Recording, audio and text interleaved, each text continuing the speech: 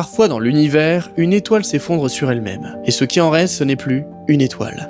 C'est un puissant fond, un monstre de gravité, un trou noir. Et certains sont là depuis presque l'origine. Tu es actuellement sur ma nouvelle série 30 jours pour comprendre l'univers. Chaque jour, on avance un peu plus dans la création du tout. Alors abonne-toi pour ne louper aucun épisode. Jour 9. Les toutes premières étoiles sont immenses, instables et brèves. Quand elles meurent, elles n'ont pas assez de force pour résister à leur propre gravité. Leur cœur s'effondre. Et ce cœur devient un trou noir. Mais attention, ces premiers trous noirs sont différents. Ils naissent dans un univers jeune, chaud et dense. Et ils vont grossir, beaucoup plus vite que ceux d'aujourd'hui. Le mystère, c'est qu'on observe des trous noirs géants, de plusieurs milliards de masses solaires, déjà présents moins d'1 milliard d'années après le Big Bang. Mais alors, comment ont-ils grandi si vite ? Une hypothèse voudrait que certains de ces trous noirs ne viennent pas d'étoiles, mais d'un effondrement direct de gaz, ou même de fluctuations quantiques primordiales. En gros, des trous noirs fossiles nés avant les galaxies. Ces trous noirs invisibles,